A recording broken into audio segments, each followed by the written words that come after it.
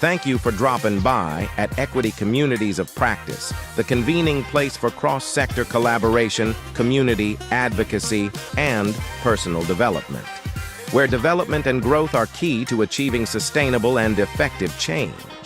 Our mission is to leverage insights gained through ongoing community building to promote health equity across all sectors, including finance, education, healthcare, public health, environmental justice, corporate social responsibility, and more. For more information, visit our website at www.equitycommunitiesofpractice.com.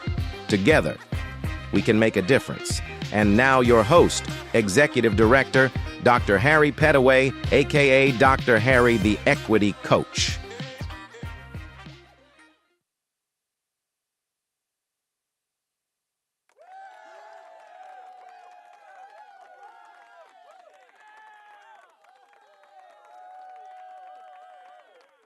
How y'all doing today? Happy to be here. Hey, if you're tired of the same old in your news feed, if you feel like you're preaching to the choir, right? If you feel like you're stuck in silos and just can't get anything done, come on over to Equity Communities of Practice, where I will help you break your personal algorithms. I am Dr. Harry, the Equity Coach. Happy to be here today. And as always, I'm trying to get 100,000 followers by the year by 2026. This is live, so I stumble all the time, but scan the QR code, come on over to LinkedIn. Love to have you. I'm trying to get to a day. If you like this content, please follow me. Please tag somebody or send a link to somebody that you think might be interested in what I have to say. I'm trying to build cross-sector collaboration, talking about health equity in a way that is fun. So I am happy that you're here. I would like to know, as always, how are you arriving? I'm going to tell you, I'm arriving a little bit relieved. If you've seen the last two episodes, I've been sharing the story about having to wrestle a deer, hurt my knee. Full disclosure, I have a full-blown tear in my left knee. However, it's not the ligament, it's not the ACL, right? So prognosis looks good. Let me know how you're doing in the chat, how you are arriving. If you're just here for the tech, let me know that too. Please put it in the chat, because it gets kind of boring if nobody says anything. Even if you're watching on the recording, that would be amazing if you could do that for me. So again, why are we here? This is Social Determinants of Health Month. This is episode 3 for me.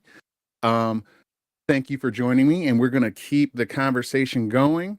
And this month, there we go, live again. This is taped in front of a AI live studio audience type of thing. However, today, our episode is brought to you by Social Capital. I don't know if I'm the only one that has grown up with Sesame Street and things like that, but brought to you by the letter A. But let's get into it. Let's talk a little bit about social capital. Social capital refers to the resources and support an individual gains through their personal relationships, networks, and social connections. It includes access to information, emotional support, and practical assistance that can influence opportunities and well-being. Within the socio-ecological model, or SEM, an individual's social capital can mediate the relationship between other social determinants of health, such as education, economic opportunities, and access to healthcare. Conversely, right? I had to use that word. Poor social capital is characterized by limited or strained relationships and can exacerbate disparities, hinder access to resources, and increase vulnerability to negative health outcomes. So social capital is really important. And, it's a reflective moment for me because I'm coming up on the anniversary of when my mother passed, and also have had to interact with the healthcare system that I did not want to. I just didn't want to be in the hospitals. I didn't want to be around any of that. Didn't want to go to doctor's appointments. But I was really lucky. I had people to take me to my doctor's appointment, people that love me, people that made sure that when I was there and really wasn't understanding some of the things that their doctors were saying, or I missed something that the doctor was saying, they were able to help me with that and make sure that they asked the doctor the questions, made sure I got to my appointments on time, made sure my prescriptions got picked up, made sure that I was able to get up and down the stairs. Those type of things that would really be hard for me if I didn't have people in my life that could do that. So if you're listening, I love you. So thank you for that. And it's not, I've been lucky in my life to have pretty decent social capital all the way around. It's something that I discovered more when I was working on my doctorate, because I spent a lot of time talking about senior health, especially depression. And for seniors, social capital is a make or break for them. It literally, it can be a life or death situation.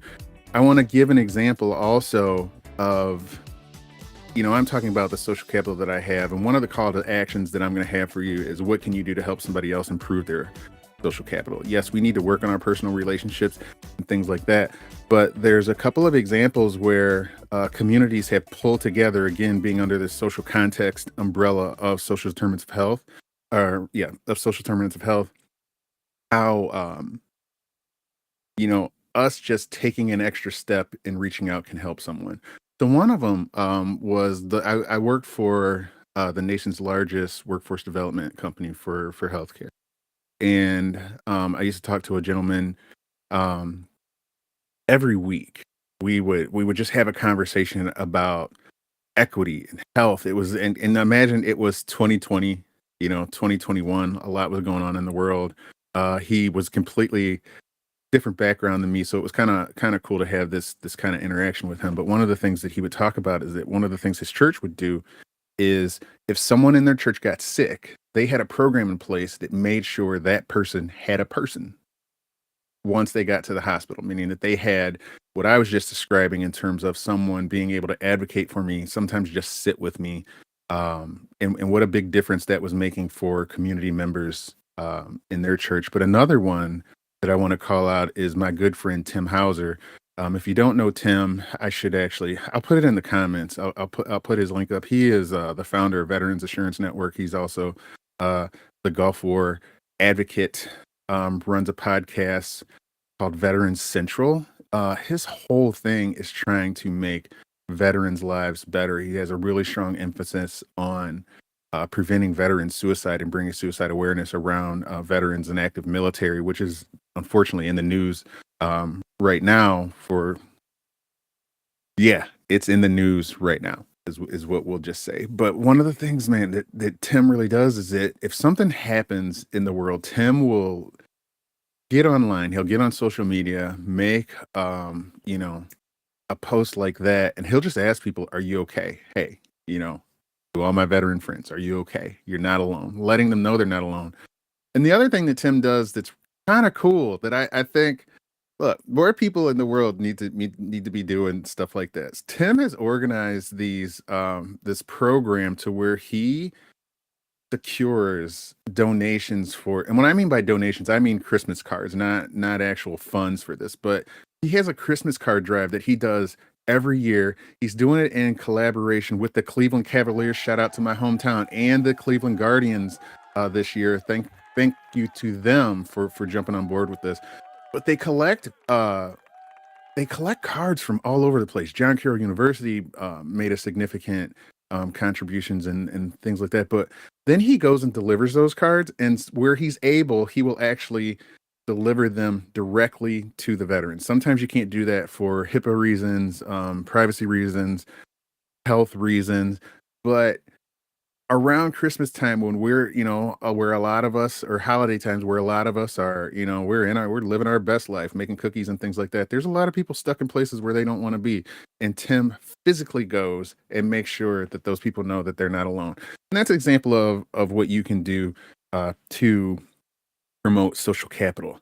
Would love to hear in the comments if you have any other examples. Is there anything else that you can do? Would love to talk more about how you continue to foster your own personal relationships, so when you're in times of need, you have someone to check on you, be it in the workplace or in your life. Love it. Hey, it's episode 3, right? We're getting better with the buttons. If you're here for the tech, Let me know how that's working out for you. And again, see, look, I hit the wrong, it's live, and I went the wrong direction. Remember, Social Determinants of Health Month started in Michigan. Let me know if there's other states that are doing this. But may your year be marked by the innovation that fuels the light of a better tomorrow. And also, come on over to Equity's Community of Practice and select a Social Determinants of Health Challenge badge. We're going to be doing some cool things. One of those is we're going to have watch parties. Now, the tech stuff on that, you might have to watch it and then come to the party.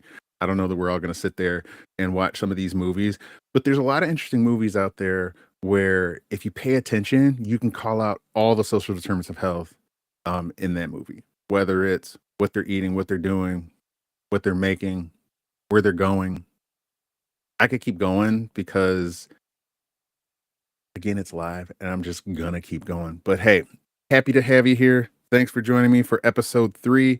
If there's a social determinant of health that you would like me to review, let me know. If there's an organization that's doing some things in the community, especially here in Michigan, let me know. And as always, you all have an outstanding day. Thank you.